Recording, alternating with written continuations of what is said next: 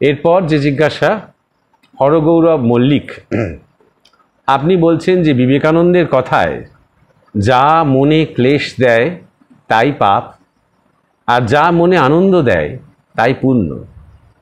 তাহলে যারা মনে পৈশাচিক উল্লাস নিয়ে বিবেকহীন হয়ে জীব হত্যা করছে, তারা কি পাপ করছে না? অবশ্যই করছে। পাপ পুণ্যের কথাটা তো পরে, আগে সিম্পল যে বিষয়টি সেটা হচ্ছে কর্ম বা ক্রিয়া এবং তার প্রতিক্রিয়া। কর্ম ফল, অ্যাকশন রিয়াকশন। এইবার যখন আমি এমন কোনো কর্ম করি যে কর্ম করে আমি আনন্দ পাই, যে কর্ম করে আমার মনের মধ্যে একটা স্ফূর্তি জাগে, নির্মল এক আনন্দ জাগে, তখন তারও প্রারব্ধ তৈরি হয়। প্রারব্ধ মানেই যে একটা খুব অমঙ্গলের কিছু, একটা খারাপ কিছু, একটা অনিষ্টকারী কিছু, তা কিন্তু নয়। এটা আমাদের মনের মধ্যে একটা সংস্কার ঢুকে গেছে। প্রারব্ধ শব্দটার সাথে যেন একটা শাস্তি পাওয়ার ব্যাপার আছে, তা কিন্তু নয়। পূর্ব থেকে যা আরব্ধ ভালো কর্ম যদি কিছু করে থাকি, সৎকর্ম যদি কিছু করে থাকি, যা প্রীতি দান করেছে এমন ধরনের কর্ম যদি কিছু করে থাকি, তারও ফল আমরা পাই। জীবনে অনেক শুভ যোগাযোগ হয় এই প্রারব্ধবশত। কোনো একজন মানুষ হয়তো তার মনে হলো অযাচিতই যেন আমি একজন খুব ভালো কোনো মহৎ সাধু কিংবা গুরুর সান্নিধ্য পেয়ে যাচ্ছি। আমি কি এমন ভালো কাজ করেছি যেমন মহৎ মানুষের সান্নিধ্য পাচ্ছি? এই জন্মে হয়তো করেনি, এই জন্মে হয়তো তার সেরকম কিছু মনে পড়ছে না, তো নিশ্চয়ই পূর্ব জন্মে সে কিছু ভালো কাজ করেছে, কিছু মহৎ কাজ করেছে, কিছু মহত্বের পরিচয় সে রেখেছে, যার জন্য একটা শুভ যোগাযোগ তার জীবনে হয়েছে। আমাদের জীবনে সব কিছুই যে খারাপ হয় তা তো মোটেও না। আমার হয়তো চাকরির জীবনটা ভালো নয়, ধরে নেওয়া যাক, অর্থনৈতিক অবস্থাটা ভালো নয়, কিন্তু আমি হয়তো একটা ভালো সংসার পেয়েছি, আমার বাড়ির লোকজন হয়তো সম্মান করে এবং একে অপরের মধ্যে হয়তো একটা খুব সুন্দর শ্রদ্ধার সম্পর্ক আছে, আমার সন্তান হয়তো অবিবেকী নয়। এগুলো সবই কিন্তু কিছু সুকৃতির ফল। তাহলে এইগুলো মাথায় রাখতে হবে যে প্রত্যেকটা কর্ম এবং সেই কর্মের একটা প্রতিক্রিয়া আছে। এইবার আপনি লিখছেন বা আমাকে বলছেন যে জীব হত্যা করে যে পৈশাচিক উল্লাস আর আনন্দ, দুটোর মধ্যে অনেক পার্থক্য আছে। আপনি হয়তো একটা বাচ্চা ছেলে আপনার দিকে তাকিয়ে আছে, আপনি মুড়ি চপ খাচ্ছেন, তাকে দেখে মনে হচ্ছে তার খিদে পেয়েছে, তাকে ডেকে তাকেও একটু চপ কিনে দিলেন, একটু মুড়ি কিনে দিলেন, তার মুখে যে একটা হাসি, অনাবিল হাসি, সে হাসিতে আপনারও বেশ একটা তৃপ্তি হলো, আনন্দ হলো। এটা নিশ্চয়ই উল্লাস নয়, এটা ঠিক মানুষকে গিয়ে বলার মতো নয়, এটি বিজ্ঞাপন করার মতো নয়, এটা ঢাকঢোল পেটানোর মতো নয়, এটা নীরবে একটা কিছু হয়ে গেল, এটা আনন্দ। আর সবাই মিলে যখন আমরা কাউকে হত্যা করছি, গণপিটুনি, এমনকি অনেকে মিলে যখন একটা বিরাট গাছ আমরা কেটে নামাচ্ছি, তার যে পৈশাচিক উল্লাস, আপনার শব্দের মধ্যেই উত্তরটা রয়েছে। পৈশাচিক যখন হচ্ছে সে পিশাচ হবে, পিশাচ বৃত্তি কাজ করছে তার মধ্যে। আর ভাববেন না যে এই পৈশাচিক উল্লাস মানে তার মনের মধ্যে কোনো খেদ নেই। আসলে তার মনের মধ্যে অনেক কিছু আছে, যার জন্য এই পৈশাচিক উল্লাসটা সে পায়। কি আছে? অনেক দমন আছে, অনেক বিকার আছে, আসলে অনেক ক্লেশ আছে তার, যার জন্য সে একটা বাইরে কোনো কিছুর মধ্যে বাহাদুরি করে একটা আউটলেট খোঁজে। আমাদের গুরুদেব বলতেন যে জগতে যত রকমের সমস্যা আছে, এমনকি বড় বড় যুদ্ধ বিগ্রহ, সেইগুলো পর্যন্ত এ সবের মূলে রয়েছে আমাদের যৌন বিকার, কামের বিকার। ডিসস্যাটিসফ্যাকশন, অতৃপ্তি। বেশিরভাগ মানুষ জানবেন কামে তৃপ্ত নয়, না পুরুষ না নারী। এবং এই যে অতৃপ্তি ঘরের মধ্যে দিনের পর দিন, সেটাকেই মানুষ বাইরে বয়ে নিয়ে বেড়ায়। সেখান থেকেই তার যত হিংস্রতা, নিষ্ঠুরতা, অপরকে কষ্ট দিয়ে যে পৈশাচিক উল্লাস, তার মানে সে ভালো নেই আসলে। যে নিজের মধ্যে নিজে ভালো আছে, সে কখনো কাউকে হত্যা করে উল্লাস করতে পারবে না। অনেক স্তর রয়েছে এগুলো কোনো মোটা দাগে এভাবে ভাবলে চলবে না। যেমন ধরা যাক, দ্বিতীয় বিশ্বযুদ্ধের পর অনেক নাৎসি অফিসার যারা ধরা পড়েছিলেন, তাদেরকে যখন জেরা করা হয়েছে যে আপনাদের মনের মধ্যে কোনো অপরাধবোধ কাজ করে না, আপনারা এইভাবে এক একটা কনসেন্ট্রেশন ক্যাম্পে ভয়ঙ্কর অত্যাচার করেছিলেন ইহুদিদের ওপরে, নির্মম। বেশিরভাগ অফিসারই উত্তরে বলেছিলেন যে না, কিচ্ছু মনে হয় না, উই জাস্ট ফলোড অর্ডার্স। ওপর মহল থেকে যে অর্ডার এসেছিল, একজন সৈনিক আমরা সেই অর্ডার ফলো করেছি। বলছে আপনার একবারও মনে হয়নি যে আপনারও বাড়িতে স্ত্রী আছে, বাবা আছে, মা আছে, সন্তান আছে, এরাও তেমনই, কারোর স্ত্রী, কারোর সন্তান, কারোর স্বামী, কারোর পিতা, কারোর মাতা? বলে না, এসব কিচ্ছু মনে নেই, এগুলো মনে হওয়া তো কাজ নয় আমাদের সৈনিকদের। আপাত দৃষ্টিতে মনে হবে যে তার মনের মধ্যে কোনো খেদ নেই, জাস্ট সে নির্দেশ পালন করছে। কিন্তু এই নাৎসি অফিসাররাই শেষ জীবনে, বেশিরভাগই যারা বেঁচে থেকেছে, পাগল হয়ে গেছে। শেষ পর্যন্ত তাদের হোমে দিতে হয়েছে, গারদে, পাগলা গারদ দিতে হয়েছে। হয় ডিপ্রেশনে তলিয়ে গেছে, নাহলে সম্পূর্ণ পাগল হয়ে গেছে।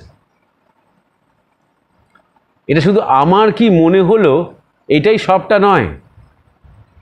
দিনের পর দিন আমি যে অত্যাচারটা করে যাচ্ছি সেই মানুষগুলোর ওপরে, তাদের যে কষ্ট, তাদের যে কান্না, তাদের যে হাহাকার, তাদের যে প্রার্থনা, তারও প্রভাব, তারও ভাইব্রেশনস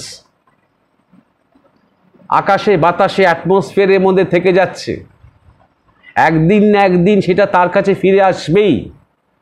সে যতই চেষ্টা করুক না কেন, আমার মধ্যে কোনো অপরাধ বোধ নেই এইটা বলার চেষ্টা করুক না কেন, ভেতরে ভেতরে গভীর অন্তঃস্থলে অবশ্যই আছে।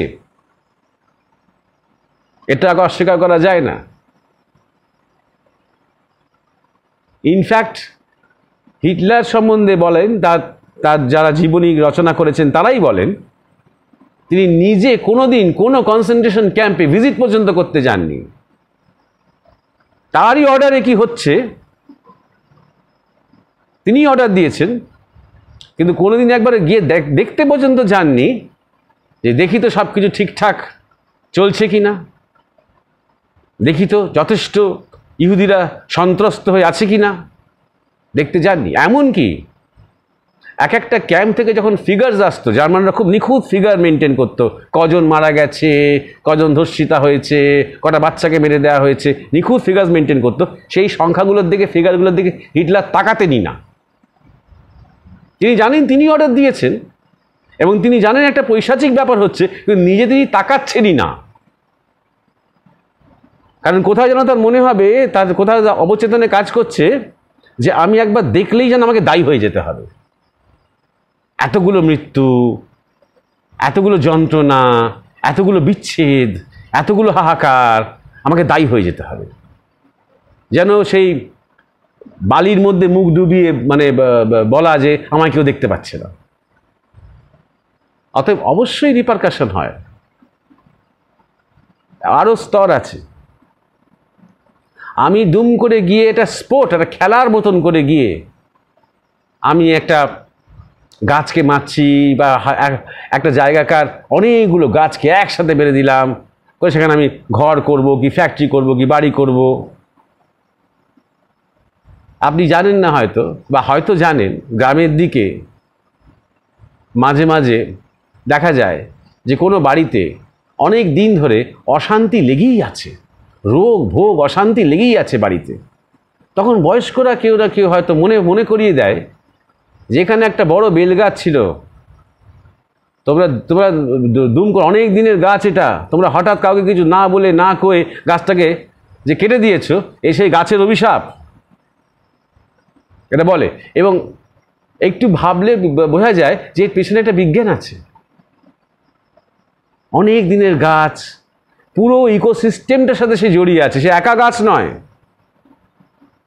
মানুষ এখন আমরা এমন অবস্থায় আছি, আমরা এটা বুঝবো না যে আমরা সবাই সবাইকে নিয়ে যে আছি, এটা আমরা এখন আর বুঝবো না। সবাই নিজেকে বিচ্ছিন্ন ভাবি, আমরা এত বেশি ইন্ডিভিজুয়ালিস্টিক হয়ে গেছি, এত বেশি ব্যক্তি স্বাতন্ত্রতা নিয়ে আমাদের এত মাথা ব্যথা, যে আমরা সবাই সাথে যে একটা হোলসাম হোলিস্টিক এক্সিস্টেন্স, একটা অখণ্ড একটা জীবন যে যাপন করি, যে অস্তিত্ব যে যাপন করি, এটা আমরা বুঝবো না।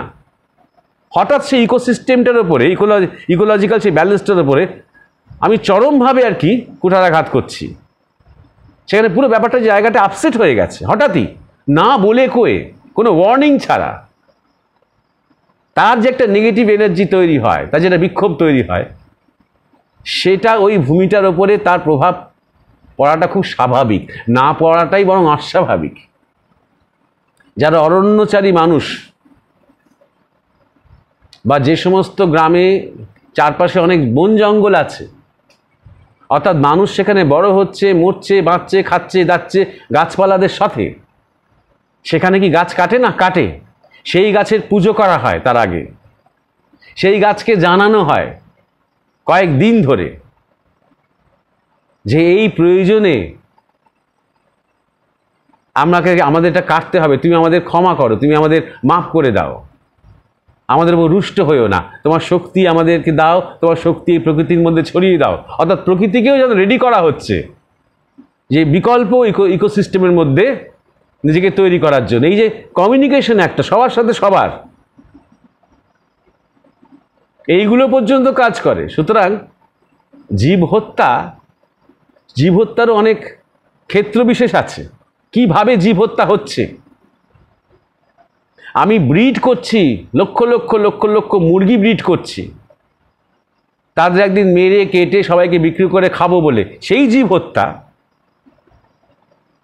এবং একদিন বনভোজনে গিয়ে আমি হয়তো 2-4টে মুরগি মেরে খেলাম, সেই জীব হত্যা। পার্থক্য আছে, আবার আরও আছে। একটা ছবি আমি দেখেছিলাম অনেক বছর আগে, একটা অরণ্যে জনজাতিকে নিয়ে। ছবিটা আমি রেকমেন্ড করতে পারি, আমি জানি না ইউটিউবে পাওয়া যায় কিনা, যেতে পারে। গডস মাস্ট বি ক্রেজি ছবিটার নাম। প্রায় সাইলেন্ট ফিল্ম, ওটাতে কোনো শব্দই নেই প্রায়। সেখানে ওই অরণ্যচারীদের জীবনের একটা রূপ, মানে ছবি দেখাচ্ছে।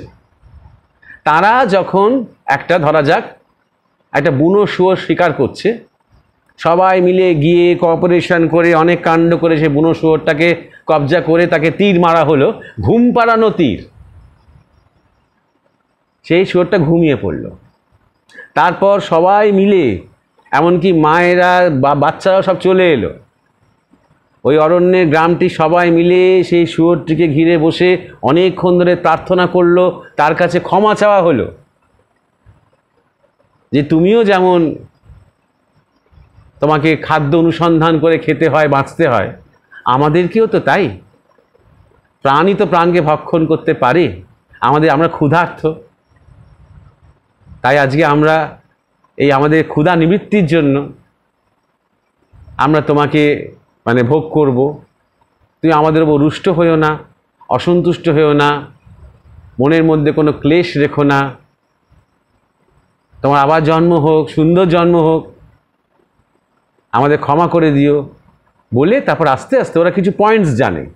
ওই ঘুমন্ত অবস্থাতেই সেই পয়েন্টে করতে একদম নিঃশব্দে সেই পয়েন্ট স্টিমুলেট করে সেই শুয়োরটাকে শেষ পর্যন্ত মেরে দেওয়া হয়। তারপর তা গ্রহণ করে ওরা। এতটা সম্মান নিয়ে, এতটা শ্রদ্ধা নিয়ে, এতটা একে অপরের পারস্পরিক, যেন একটা সহপ্রজাতি, এতটা নিয়ে করা। সুতরাং এটাকে ঠিক একটা পৈশাচিক উল্লাস বলা যাবে না, কিন্তু জীব হত্যাই। অতএব জীব হত্যার যে কনসেপ্টটা তারও অনেকগুলো দিক আছে, আরও একটা স্তর আছে। শ্রীরামচন্দ্র লঙ্কায় গেলেন, এবং তিনি একা, অন্যরা কত কি মেরেছে আমি বলছি না, তিনি একাই যদি ধরা যায়। বহু লঙ্কার সেনাকে তিনি নিহত করেছেন, হাজার হাজার হবে। এই হাজার হাজার যে সৈনিককে তিনি নিহত করলেন, কত ছোট ছোট শিশুরা পিতৃহারা হলো, কত নারী বিধবা হলো, কত বৃদ্ধ মা বাবা সন্তানহীন হলো। তার কি রিপারকাশন শ্রীরামচন্দ্রের উপর পড়বে না? এই এতগুলো যে কান্না,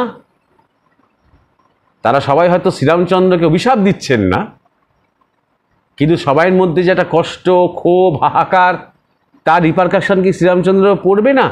পড়বে না। কেন পড়বে না? কারণ এখানে তার নিজস্ব ব্যক্তি স্বার্থ নেই, এক, এবং দুই, আমি করছি, আমার কোনো প্রতিহিংসা পূরণ করতে বা আমার কোনো ব্যক্তিগত এজেন্ডা পূরণ করতে এই রকম ধরনের কোনো মোটিভেশন বা ইন্টেনশন তার মধ্যে নেই।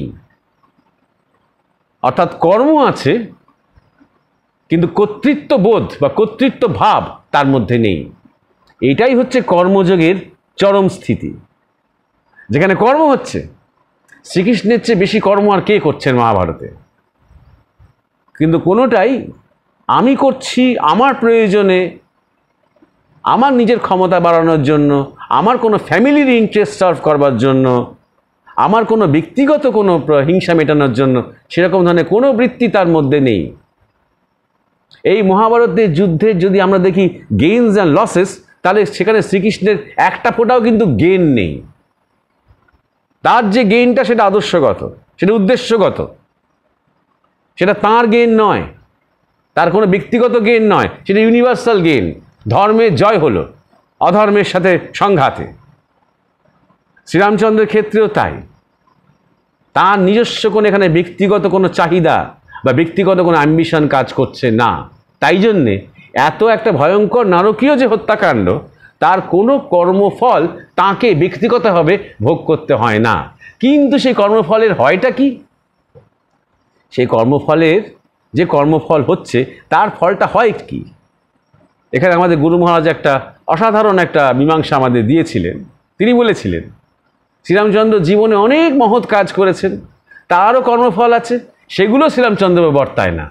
কারণ সেগুলোও তিনি আমি করেছি, এই মহৎ কাজ, রাজা হিসেবে কি পুত্র হিসেবে কি স্বামী হিসেবে কি দাদা হিসেবে কি বন্ধু হিসেবে কি প্রতিপক্ষ হিসেবে, এরকম ধরনের তার মনের মধ্যে কিচ্ছু কোনোদিন কাজ করেনি, সেই কর্তৃত্বাভিমান কাজ করেনি।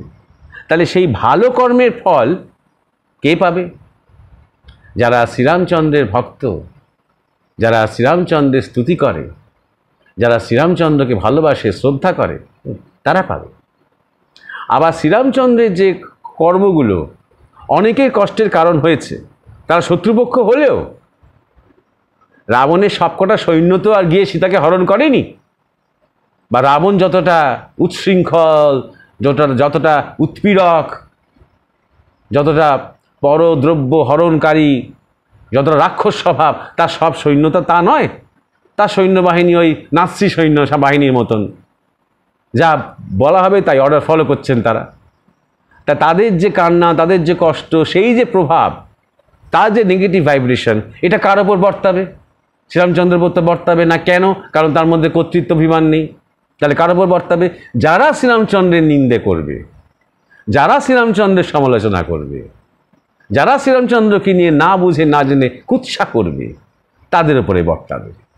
অতএব এই যে কর্ম এবং কর্মফল এবং পাপ ও পুণ্য, এগুলোর অনেকগুলো স্তর আছে। এর একটা মোটা দাগের ওই রকমভাবে একটা সলিউশন করা যায় না যে মনে ক্লেশ হলেই পাপ আর ক্লেশ না হলেই। এই ক্লেশেরও অনেকগুলো সংজ্ঞা রয়েছে, অনেক স্তর রয়েছে। আপাত দৃষ্টিতে আমি হয়তো দেখাচ্ছি যে আমার কোনো ক্লেশ হয়নি, যা করেছি বেশ করেছি, কিন্তু এইটা যে আমি এত জোর দিয়ে বলছি না, তার মানে আমার ভেতরে ভেতরে কিছু একটা আছে যেটাকে আমি ঢাকার চেষ্টা করছি। যেটা আছে সেটা দমন আছে, সেটা বিকার আছে।